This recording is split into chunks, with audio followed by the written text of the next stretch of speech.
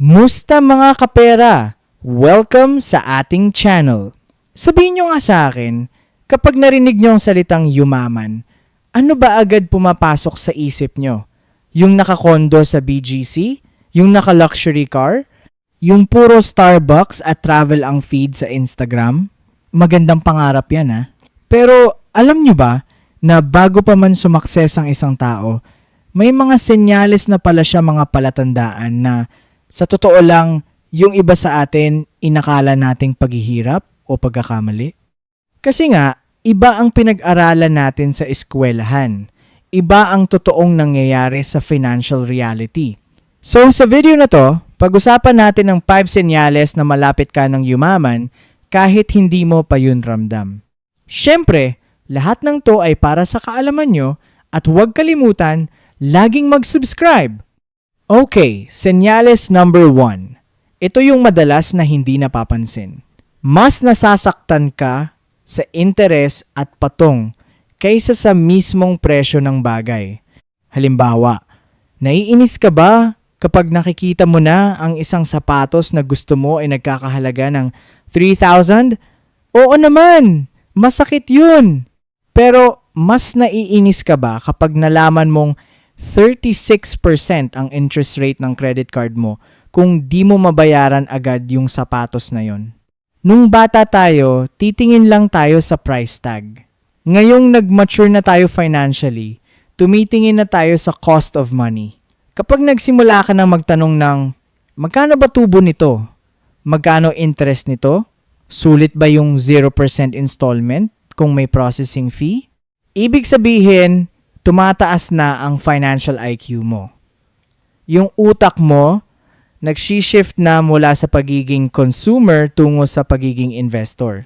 Ang mayayaman, hindi tumitingin sa presyo, tumitingin sila sa halaga at sa lumalabas na pera. Senyales number 2. Medyo nakakatakot to sa umpisa, pero ito ang tunay na game changer. Natutulog ang pera mo, hindi ikaw. Ano ibig sabihin nun? Dati kasi, pag may extra tayo, iniisip natin, gastusin natin to. O kaya naman, itatago sa alkansya o bank account na walang tubo. Pero ngayon, kapag sumasahod ka, imbes na isipin agad kung ano ang bibilhin, naiisip mo, saan ko kaya ipapatulog itong pera ko para habang natutulog ako, kumikita siya? Pwedeng sa MP2 ng PAG-IBIG, pwedeng sa digital banks na may mataas na interest, pwedeng sa stocks o mutual funds. Yung ugaling ganito yung ugaling pag-isipan kung saan magpapatubo bago gumastos, yan ang ugali ng mayayaman. Ang mahirap, pinaghihirapan ng pera. Ang mayaman, pinaghihirapan ng pera. Noong una lang. Pagdating ng panahon, yung pera na ang maghihirap para sa kanila. Kung sinisimulan mo nang gawin yan, malapit ka na. Eto na yung pinakamahirap. Senyales number 3. Lumalaban ka sa inggit ng lipunan. Kaya mong mag-iba. Lahat tayo may tinatawag na keeping up with the Joneses. Yung kapitbahay natin bumili ng bagong TV, tayo gusto din. Yung kaklase nating nagborakay, dapat tayo mag-South Korea naman. Kapag malapit ka ng yumaman, biglang may pagbabago sa isip mo. Magsisimula kang magtanong, kailangan ko ba talaga to? O gusto ko lang to dahil nakuha nila? Hindi ibig sabihin ito na magiging kuripot ka. Ibig sabihin, magiging intentional ka. Magkakaroon ka ng tinatawag na delayed gratification. Yung kakayahan na tanggihan ang small wants ngayon para makuha ang big wants sa hinaharap. Habang ang iba todo FOMO sa bagong gadget, ikaw tahimik lang. Bumubuhay ng sariling goal. Alam mo ba kung bakit? Kasi mas exciting para sa'yo yung future mo kaysa sa ngayon nila. Yan ang senyales na malapit ka na. Number 4. Ito yung medyo technical pero sobrang basic. May itinatabi ka para sa masamang araw. Hindi lang para sa magandang araw. Karamihan sa atin, nag-iipon para sa bagong phone, para sa bakasyon, para sa kasal. Pero ang mayayaman, iniisip din nila ang masamang panahon. Kapag sinimulan mo ng pag-ipunan ng emergency fund mo, yung pera na para sa 3.6 na buwan ng iyong gastos kung sakaling mawalan ka ng trabaho o magka-ospital, ibig sabihin, lumalayo ka na sa financial danger zone. Ang taong walang emergency fund, isang aberya lang, gugulong ang buhay. Ang taong may emergency fund, kahit magkagiyera man sa buhay, may unan siyang sasalo sa kanya. Kung meron ka ng ganitong pondo, kahit 5,000 pa lang yan, na nakatabi para sa emergency, applaud yourself. Dahil yan ang pundasyon ng tunay na kayamanan, ang peace of mind. Heto yung pinakamaganda sa lahat.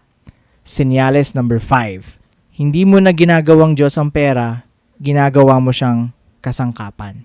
Minsan kasi, akala natin kapag mayaman, pera na lang ang iniisip. Pero sa totoo lang, ang mga taong papalapit sa totoong yaman, sila yung hindi na nagpapanik kapag may financial challenge. Alam mo yung pakiramdam na kalmado ka kahit nagtaas ang presyo ng krudo?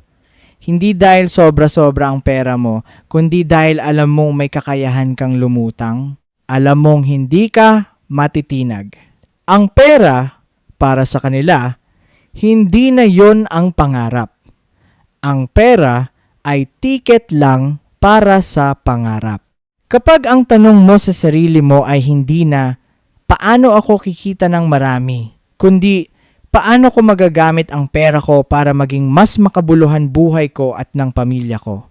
Ibig sabihin, nasa tamang landas ka na. Kasi ang kayamanan, hindi nasusukat sa dami ng hawak mong pera. Nasusukat yan sa dami ng options mo sa buhay at sa konting tulog mo sa gabi dahil wala kang inaalala. So yun mga kapera, ang 5 senyales na malapit ka ng yumaman. 1. Mas nasasaktan ka sa patong kaysa sa presyo. 2. Yung pera mo ang natutulog para kumita, hindi ikaw. 3. Lumalaban ka sa inggit ng iba. 4. May ipon ka para sa emergency. 5. At ang pinakamahalaga, hindi mo iniidolo ang pera, ginagamit mo lang siya. Tandaan nyo, ang pagiging mayaman ay isang proseso. Hindi yan mangyayari overnight. Gaya ng pagpapatubo ng puno.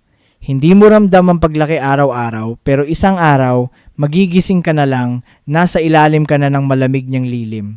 Kaya kung nararamdaman nyo ang mga senyales na to sa buhay nyo ngayon, ipagpatuloy nyo lang. Kung wala pa, simulan nyo ngayon. Walang masamang magsimula sa maliit. Ang importante, nagsimula. Kung nagustuhan nyo ang video na to, pindutin ang like button, mag-subscribe, at pindutin ang kampana para lagi kayong updated sa mga tips natin sa pera.